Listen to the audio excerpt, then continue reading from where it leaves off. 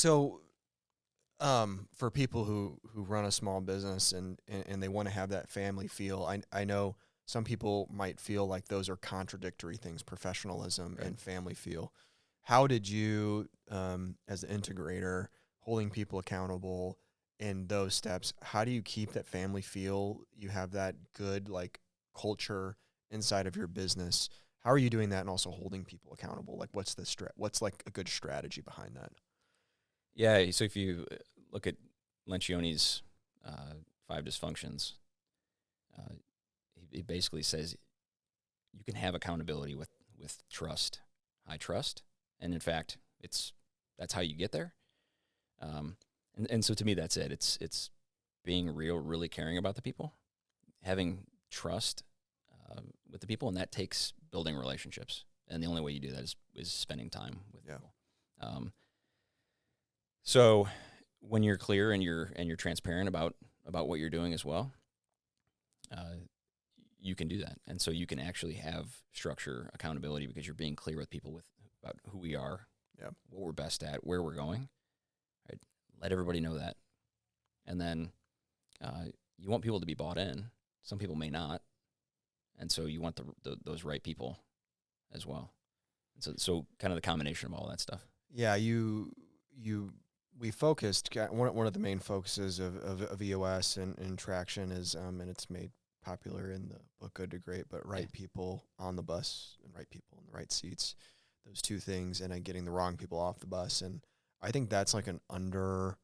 You said actually something specifically, and it's I think this is the one that is the hardest for people to digest Right. is getting there's the wrong person in the right seat. That's right. So that's somebody who is killing it in their position. Might be a salesperson, might be, maybe someone who's like maybe a CTO or something, someone who's like really good at technology, but they don't meet your culture.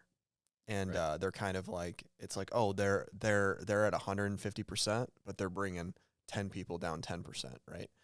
Um, how often when you're doing these things, is people like you see the light bulb, but they're like, we got a couple of people like that. Is that pretty common that you see the wrong people in the right seats? Yeah. Do you mean from a leadership team Yeah. perspective? Yeah. It's really interesting that I don't think I've had a client that I've worked with that when we do the accountability chart and we talk about core values that it doesn't change uh, because the light bulb always clicks on Yeah.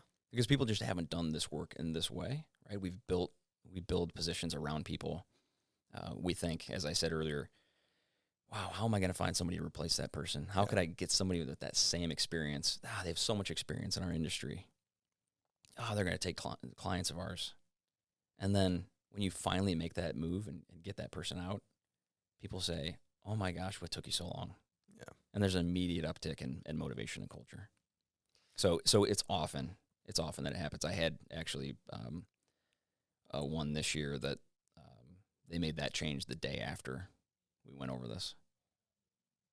Wow. Yeah, we went through the accountability chart, and the day after they made a structure change because it was that clear. Yeah. So, we kind of were talking about earlier, like our business, we've had just really good steady growth. Um, and you kind of look at like a lot of times when you get into the day-to-day operations, you're like, oh, like we need this person to meet this day-to-day thing.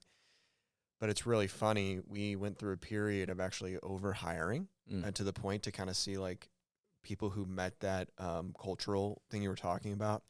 And like, it's funny, we can track it month to month, but like our productivity went up like 30%. It's like just by getting the right people in the right seats, and then counseling, helping the people who maybe aren't there. Yeah. But then also letting them know, say, hey, like if you can't meet these expectations, this might not be the right position for you. And it's funny watching them see maybe getting left behind a little bit, and then they make the decision. A lot of times is what I've seen. Yeah, it's interesting tying that back to my comment about how do you build structure, still have that family feel. And I said a lot of that was trust. You build a lot of that trust by getting the wrong people off the bus. And so if you don't, it's hard for people to trust you because you're basically saying, no, I care about the bottom line more than I care about the culture. Yeah. And in fact, if you care about the culture more, the bottom line actually comes. Yeah, it I don't even know if it's right, but it got to the point where when we were hiring, I advised our people to say, hey, I want you to say, like, if this characterizes you, you're gonna love working here. But if these things characterize you, you're gonna hate working here. Yeah. Because you're just not gonna you're not gonna be a part of the culture. And it's funny, we were talking about earlier, just you go through a period of time where you have to hire and you maybe get the wrong people, how it can cost you years of headaches. And I think that's like a really important way to distinguish of like the cultural aspect is so important.